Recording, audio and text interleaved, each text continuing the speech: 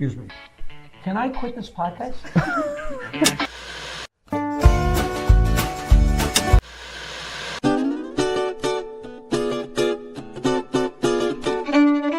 I told Eddie Murphy to stay in college so he'd have something to fall back on. I get great advice.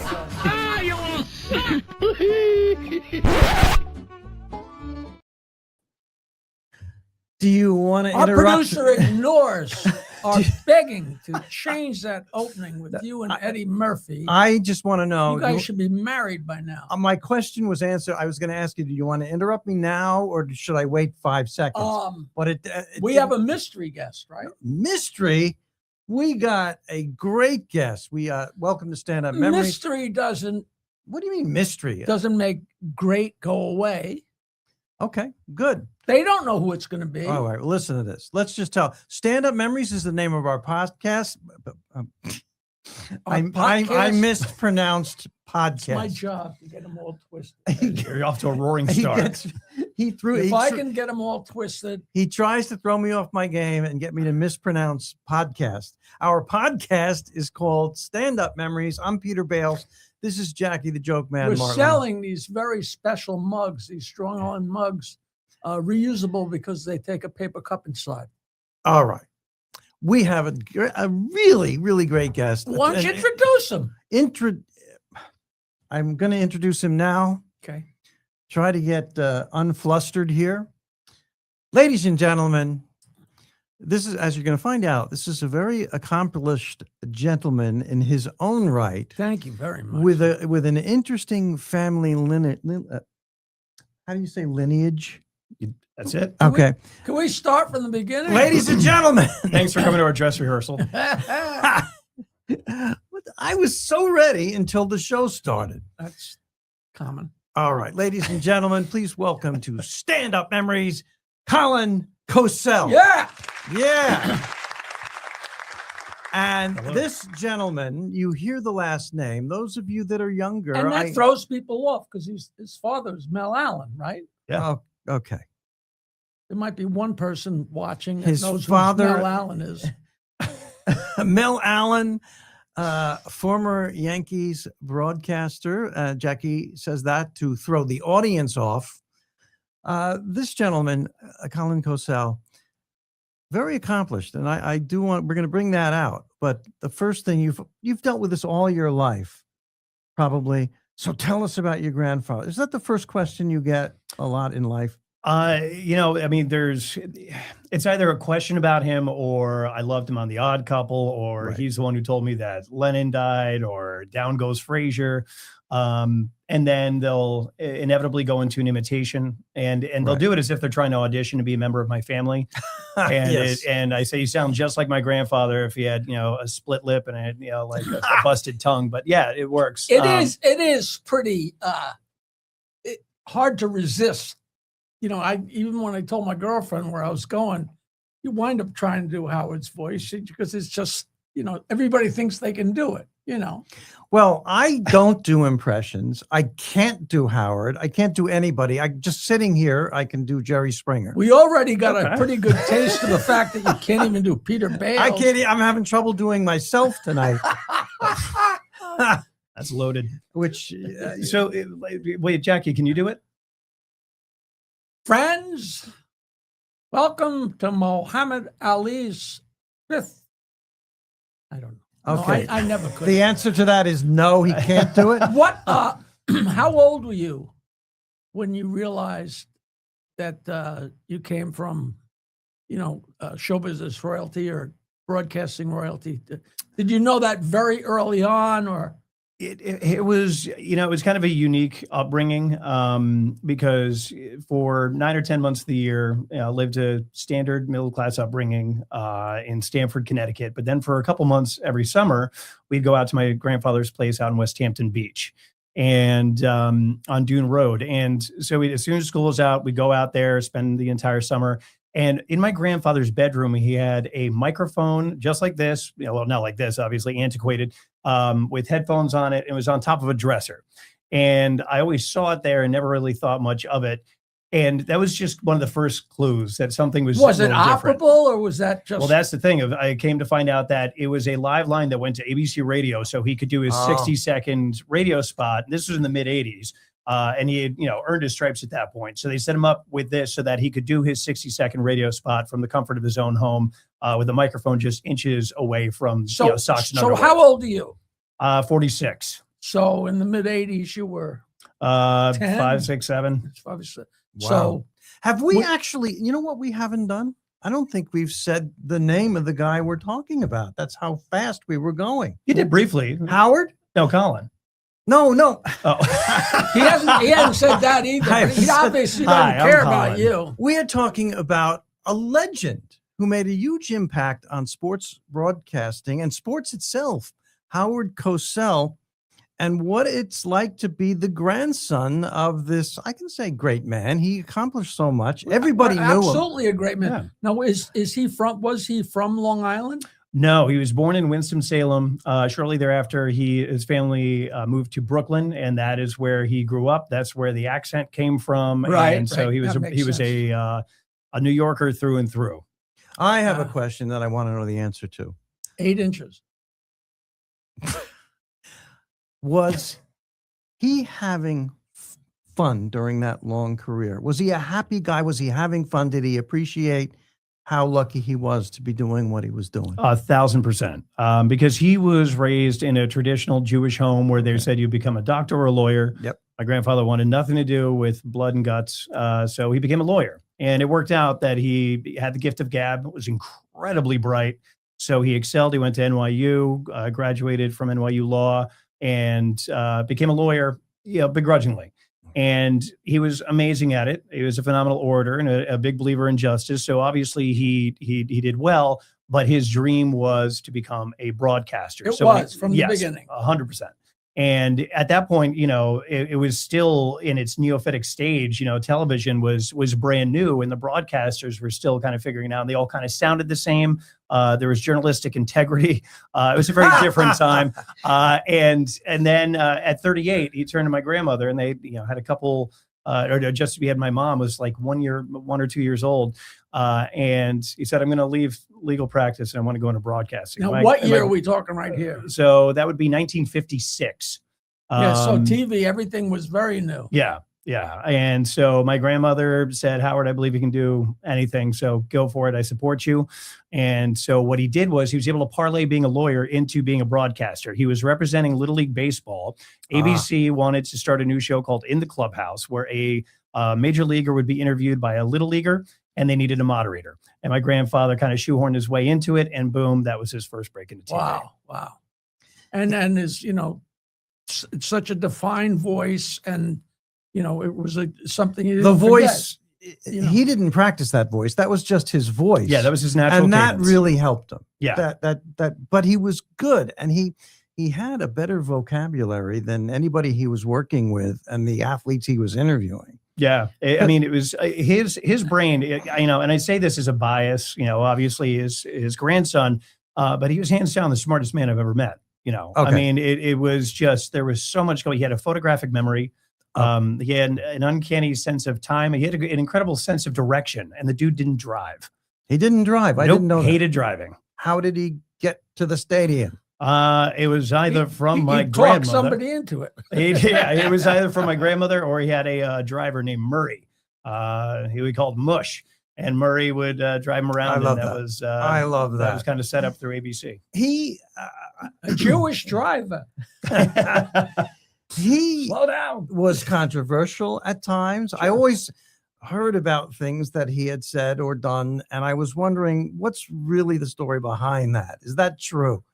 Let me look, but I'm sitting on a joke here. Okay, No. I'm sitting on a wise ass comment here. It's As a young boy, did you ever look at the top of his head and go, "Is that thing moving?" well, are we talking with the toupee on or off? And did you ever see him? I mean, with the toupee off? Oh, I put the tape in his toupee. After my grandmother passed away, that was like my job. I would put Because the there tape in. were a if lot he's of- in West Hampton and you guys are out on Well, the he didn't live there beach, year round. It was his summer house. But He lived, I'm saying in the summer, he's Right. not swimming in with a wig on, right? But I mean, No. that was just a long running joke, and he was a good sport about it. absolutely. And Muhammad, made fun of it all the Yeah, time. yeah, and, yeah. and it was great because it was such a bad toupee. And the color of the toupee did not match the hair that it was supposed to blend I into. know. It was a horrible toupee. And that was kind of part of the charm. And the best part was the man had such a receding hairline, which is, comparable to mine. So I'm going to have the same kind of hair. I'm not getting a toupee, but the same sort of receding hairline as my grandfather's. And then all of a sudden, one day, boom, he's got a hairline again, and this thing is there, and it's just Right. not moving.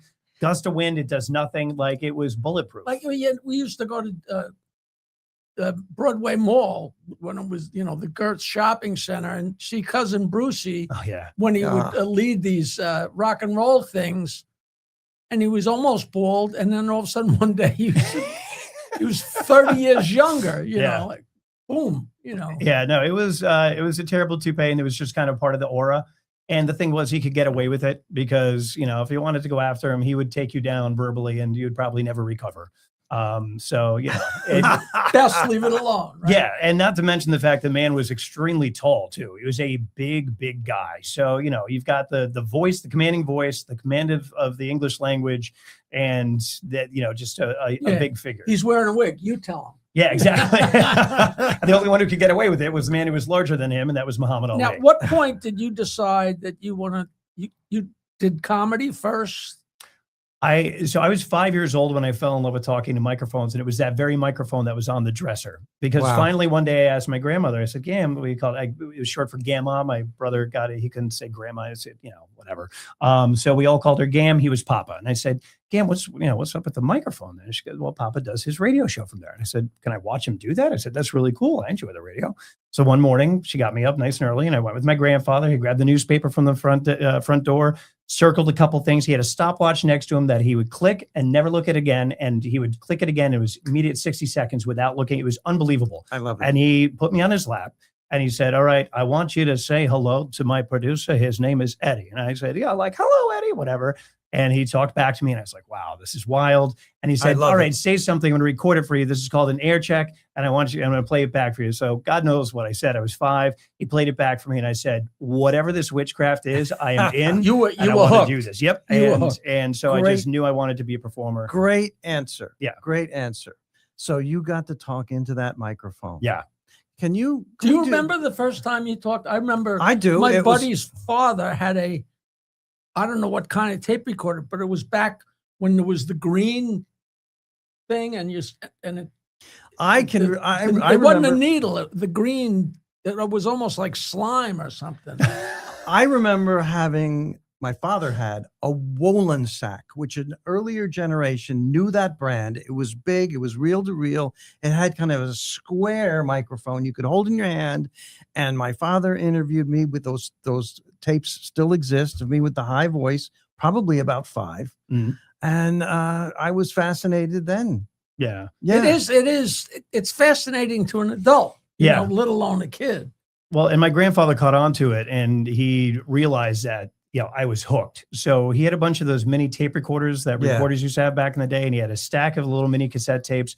He said, here, take it, have fun. And then I spent the rest of my childhood recording, commercials, radio shows, doing play-by-play of my G.I. Joes beating up on WWF wrestling Yes. figures and stuff, like whatever it was. And I also had a little camcorder. I would just go to town on making all of these things happen and talking and just playing it back. And that's how I really enjoyed myself as a kid. And he was encouraging you the whole time. He thought it was great. Have at it. I went into his office with him one day, and there was a recording booth there, and he had meetings and stuff. And he just threw me in the booth, and I actually totally forgot about this story.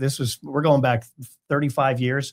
And I spent a good hour, I think, maybe more, in that studio, just talking to that microphone, and they recorded it and they put it on cassette and send it back with me. And that's all I needed. I didn't need to sit there coloring or anything like that. I didn't need to be entertained. I just needed that microphone in the booth, and I was happy. So let me put on my hard driving podcaster hat right All right, now. here we go. Here we go. Are you ready? Is there any mail for me? So Go ahead. he was often controversial. Sure. And I want to ask you, he always had so much confidence, and good reason, he knew what he was doing. Are you aware, in retrospect, was he ever knocked off his game? Did anything ever get to him? And of course, there's a couple of famous things that come to mind. Let me throw some things out. He got a lot of criticism when he was doing baseball for being hard on the Yankees. And I think he was hard on the Yankees because he was secretly a Yankee fan. I'm hard on the Yankees. I'm a Yankee fan. And I think that came across in the broadcasts. And of course, that was in all the New York papers. Why is Howard saying this? His slogan was telling it like it is. Yeah. And when he was doing Monday Night Football in the 70s, that's exactly what he did. And before him, broadcasters would kind of, coddle a bit. Yeah. Your team is on the up and up. They're figuring it out. Howard would say your team is abysmal, and here's why. And it was unabashed, just I'm going to tear it apart. I love it. And if he can't handle it, that's not his problem. It's not. It's your problem. It's your team's problem. It's your general manager's problem. Figure that out and talk to them. Well, fans are not going to listen to that. Fans don't listen to reason, especially when they're like, a six-pack of Bud Deep. So they're sending death threats to the booth. Okay. Say, how dare you say that about my team? He was receiving death threats in the booth at a Denver Broncos game in the 70s. And that happened all the time. Now, isn't it crazy that people are that invested? How dare you talk that way about my team? It's not their wife or their mother. This Right. is not, I shouldn't say stupid, but it's a ball team, for Christ's sake. Yeah. Your only stake in the game is that you own a jersey and a hat. I want your insight into something that was very controversial, and I've thought about it, and my conclusion is and you're going to know immediately what I'm talking about. He didn't do it on purpose, and it was not racist. And you know exactly what I'm going to ask. Alvin Garrett, the little monkey comment. Right. Sure. There was look at that little monkey run. It came out of his mouth during a Monday Night Football game, right? Could have happened to me. Things like that have happened to me. I'm an older person now. That language is used differently. Sure. You probably have a lot of awareness of that and have analyzed it and thought about it. Absolutely. I mean, well, here's the thing. He used to call us as children, his grandkids, little monkeys. That was and a a term lot for of it. people. I just called my twin.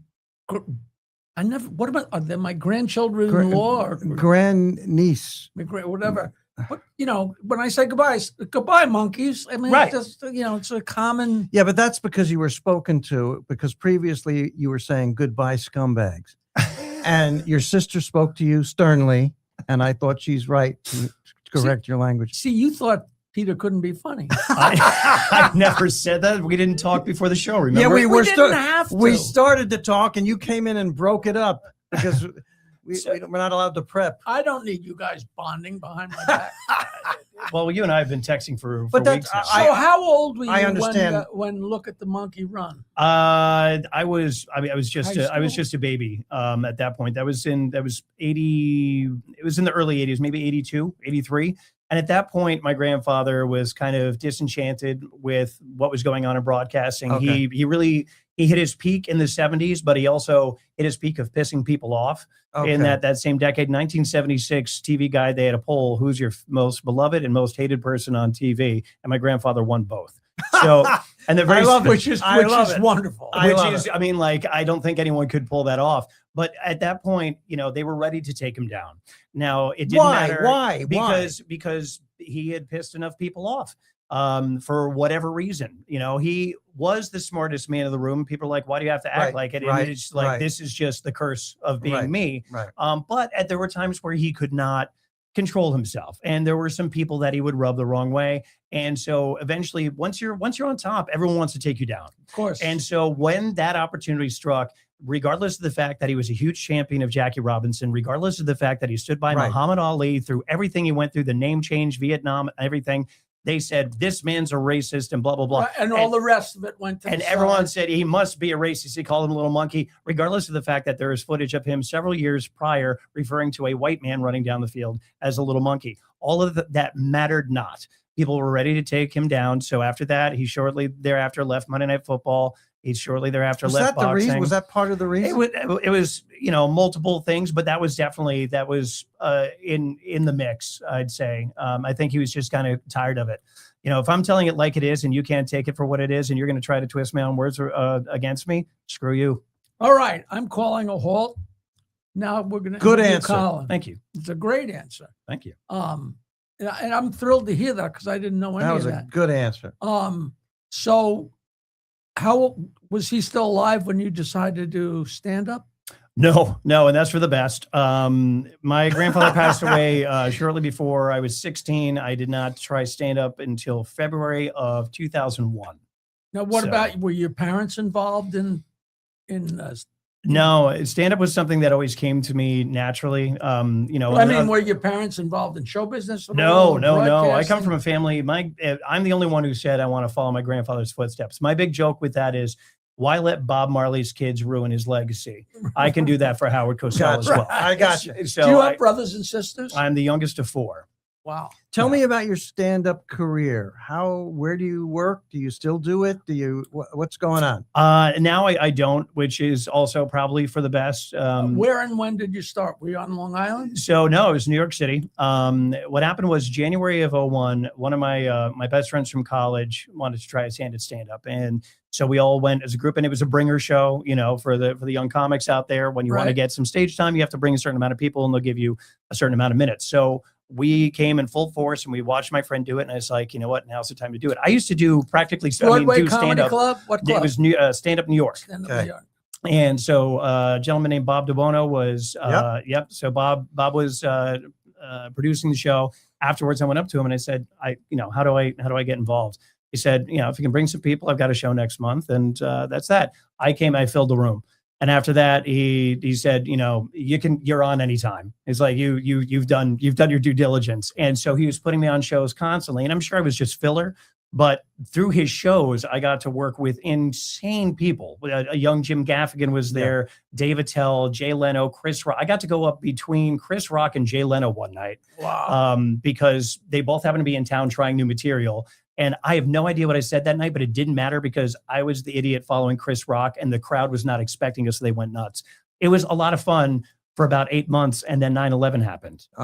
And nothing can derail a young stand-up career like the entire country trying to learn how to laugh again. Is that why you stopped? No, not at all. Why'd you stop? I stopped because I just wasn't good.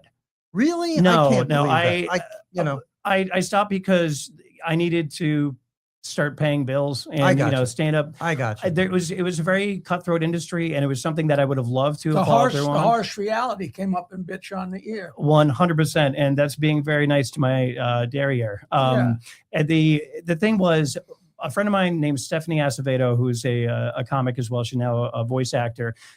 She asked me to host one of her shows she was producing one day at it was the Eastville Comedy Club.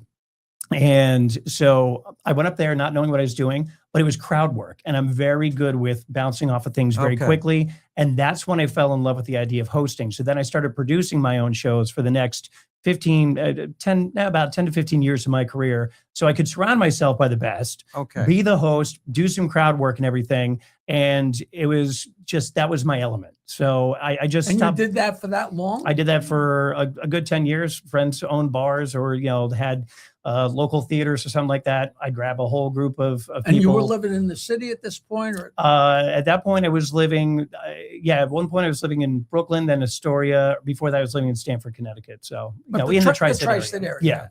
Yeah. I want to do something right now we've never done before. You want to kiss me? No. Okay. I'll watch. Yeah. I think it's really cool. I think I caught him off guard. No, you didn't. Go ahead. Something is really nice. We are live on the Strong Island Network right now. Bobby Lacera, and king of Paradise Studio. We're at Paradise Studios. Anything to do with video podcasting, come to Paradise Studios in Massapequa. And the network associated with Paradise Studios that we're on live right now, it's called Strong Island Television. And I want to... Now, if your family was lucky enough to find their way into the screen. Why don't you wave? to There, them? that's what I'm doing here. You told me that essentially your wife and your kids are watching. Oh, it's one kid. I mean, if One you count kid? the dog too, but Okay, yes, you- my your wife, wife- Julia. We'll your take wife- it all. We'll take it all. Okay, yeah. Your wife and the other dog. No, that's horrible. Your wife, and your kid Mhm. and your dog. And I think you should say hello to. How old is yours? Is it a boy or a girl? It's a little girl named Eloise, and she will be 3 next month. Oh, say hi to Eloise. Eloise, Daddy loves you. We were just on the phone. I was calling to check in and let them know I was here. The last 3 minutes of my ride here was my daughter telling me a whole story. I have no idea what it was, but she got the Cosell gift of gab. In fact, when she was Wonderful. about 1, she grabbed a microphone. I've got microphones all over their house. She grabbed one day and just started going la I la love la it. into it unprovoked. What you don't know is she's our next guest. She's coming on. Well, I hope you got 3 hours because the girl can talk. Daddy loves you. Eloise, your father is a cool guy, Aw. and it would be her great grandfather. Yep. Howard Cosell. Yeah. Peter, he's not still hosting shows. He can't give you stage time. No, I can produce one but if you want. you know what? This guy has a very cool job during the baseball season. Can you tell everybody what that job is? And can all of the fans out there just go, well, that's cool. Sit watching our podcast. Can they go, wow, that's cool? I mean, I hope so. So I'm the public address announcer for the New York Mets at Citi Field, which I know it doesn't sound like it now because when I do my announcing voice, if I did that all the time, I'd be institutionalized. I also do it for Army football up at West Point and the Premier Lacrosse League. But I'm the guy that when you come in to the stadium, you hear saying, fans, welcome to Citi Field, the home of your New York Mets. That is very cool. That is very cool. Can you use your announcer voice to To say Peter Bales just quit show business. apologize to Yankee fans for stealing Juan Soto? No, you don't want that on video. It's a little late. It's a little late. I'm not bitter. It's okay. I mean, you guys have won a few more championships than us, so I don't know what you're complaining about. You guys. No. Well, we'll find something to complain about. But that is just terrific. I suspect it's hard work and a lot of prep, but I also suspect it's fun. It's a blast. It's a dream come true. I mean, when I got the job when I was 38 years old, it was 33 years in the making. So, and Now, it's is that the literally- kind of job you just get? There's not a stepping stone to that. No, it's a very niche job. I mean, you didn't start with the Long Island Ducks or something. No, but similar. I was managing a bar in the East Village of Manhattan, a sports bar, and they had a trivia night. And I said, let me take over trivia night. So what I started doing was introducing our starting lineup, our bartenders, our servers, our bouncer, all that. I love And it. I put on Sirius by Alan Parsons Project, like the Chicago Bulls in the 1990s. And this guy happened to be in the crowd one day who owned part ownership stake of a professional ultimate Frisbee team. Which growing up, I thought ultimate Frisbee was just stoners in the quad, being like, yeah, man, just run. But no, these people are like incredible athletes. He said, can you come and be our PA announcer? So my breakthrough as a PA announcer was with the American Ultimate Disc League with the New York Empire. And then from there, it was just more of a who you know, not what you know. That's got to be so impressive on a resume, that name. Oh, now, you know what? Do you remember that was a joke in the 80s? Somebody said, are you Methodist or Catholic? People say, I'm a Presbyterian. That we believe that when we die, we go up on a roof and nobody ever finds us. Which was funny when everybody in the world was throwing Frisbees. I had that on a bumper sticker in our car, our family car. Really? Presbyterian. Yep. I kid you not. that joke? Yep. Okay. Classic. So what comedians do? Oh, geez, we're running out. We got time for this. We got time. When comedians get together, we talk about not the things that go right, because just about 99% of the time, everything goes right. And I'm just want to pose the same question to you. I'm sure everything goes right when you're announcing at Citi Field, but do you have a story about something that didn't go right that might be a little bit humorous or interesting? I mean, it can't be, everything can't be perfect. But there had to be times where like either the microphone malfunctioned or Or when the power microphone was went out. on when it shouldn't have been. Right. I've got quite a few stories. One that's notable from a couple seasons ago. We had a player named, excuse me, it was Jose Iglesias. And he was kind of the lightning rod of the team. And when we had a playoff run, we made it to NLCS. And there was one day, and I think it might have been just like new parent brain just not working. I'd had a rough day. And my brain just was not fully there. And so I try to be very present, and I'm filling out my lineups. And for some reason, I just wrote down Julio Iglesias. and I thought nothing about it. I'm going through the starting lineups, and right now the fans are in love with him. So he's batting fifth. Batting fifth, number 23, Julio Iglesias. And I just keep going. And I hear a little chatter on the headphones, whatever, and I keep going, blah, blah, blah. And so that's it. Starting lineups are done, and I'm feeling great. I look over and I've got my spotter. His name is Nick, sitting next to me, and he's just looking at me like, and I'm like, what? He goes, Julio Iglesias? I said, what the hell are you talking about? He goes, you called him Julio Iglesias. And I looked down and I said, I wrote it down that way too. And it turns out the camera crew was panning the entire dugout, and they had one camera on Pete Alonso and one on Iglesias as well. So you see the dugout, and they're all reacting. They're laughing, thank God. And Pete Alonso, you can read his lips going, and then you see Jose go, okay, because he was a Latin pop star too. Did they think you were being funny? I don't know what they thought. I'm sure they were. It was like in one ear, out the other. It was just one of those momentary things. But it was also nice to know in that moment that the players are listening. Right. So, right. So yeah, I was just testing you guys. Yeah, that is a classic story. I It's a love wonderful stuff story. like and that's the most innocuous one I've got. Well, you've heard, of course, of the longtime Yankee announcer Bob Shepard, The voice of God. Right. The gold standard. Right. I think he was caught with the mic on, and actually, It's inevitable. It's It's gonna gotta happen. happen. You control that. You control that yourself. Well, that's the thing. You've got at Citi Field, we have a little clicker, and you push this button down to spring loaded to open up the mic. You say your words, you release it, and as soon as you release it, the spring load goes up, the mic is cut out. And the one day that there was a slip up that went out to the crowd, the person who used the microphone before me, our audio engineer, didn't switch it back, and it has another setting where you can click it and it stays on, and then you have to unclick it to turn the mic off. So I clicked it, and unbeknownst to me, it stayed on. And so then, and as soon as I'm done speaking, I just push the mic away, but I'm a fairly loud person. And a couple of things I said went out in the mic, and it was like very early on. I love it. And my director, who's my boss, I heard him go, Colin, like a scornful mother. And I was just like, what? And he goes, your mic is open. And I said, well, how is that? And I said, oh, the mic is messed up. And then the audio engineer said, oh, that was from the other PA announcer who was doing the NYCFC game before. My fault. So immediately it went from 0.2 seconds of like, oh my God, I'm fired, to, oh, it was the other guy's fault. And I'm just going to let them pass the buck for me. I thought you were going to say somebody put a piece of gum in there or something. And it's just. Speaking of the microphone. Okay, listen, this time flew by, and I've been thinking the whole time, wow, this guy is a natural podcaster. Gee, I wonder how that happened.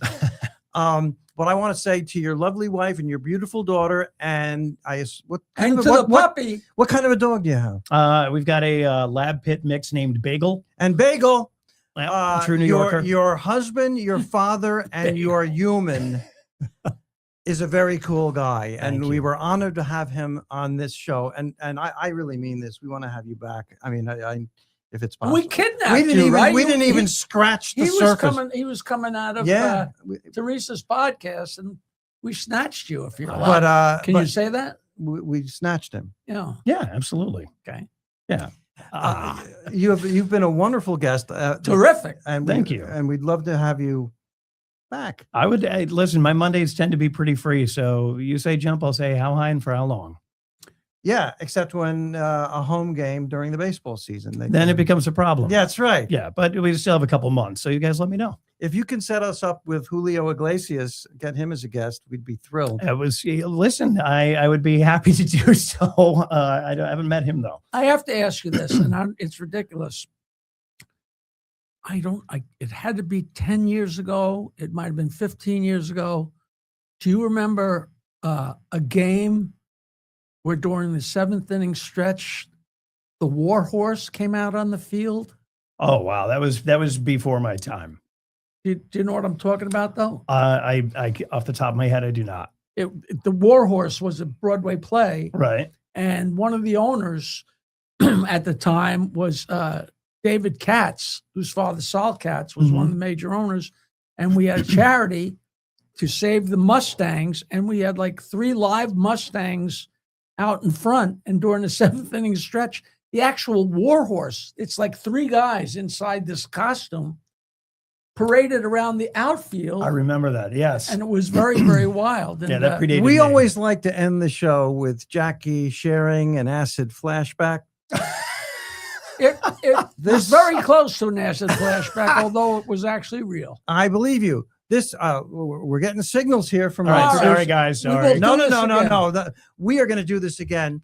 Colin Cosell, what a great guest and what fun. And the time flew by. Thank you. Thank you, Jackie the Joke Man Martling, For Yeah, what? thank you, Jackie. for being you. Thanks, you're great. You're a legend. So there's he as soon as he said, "Could you be on the show?" I said, "Of course." He is a Jackie the legend. Joke Man. So Well, at my point, legend, all I hear is old. oh, You know, all right, well, it's a very flattering thing. You know, I'm here to somebody sugarcoat. calls somebody a genius. you I know. am Peter Bales. This has been You're a legend. I'm not a legend. You got to be. Look at the color of your hair. it's real. Good job, Peter. And Paradise Studios. Anything you need, video, podcasting, right here. in Massapequa. Wait a minute. Don't you have a comedy college? I do. I teach comedy. And you know what? Were you Colin? ever You know what, stupid Colin? enough I'm to- I going to mean, make did you ever? I'm going to make a prediction for Colin. You're not done with stand-up comedy. You might not even know it now, but you're going to be back.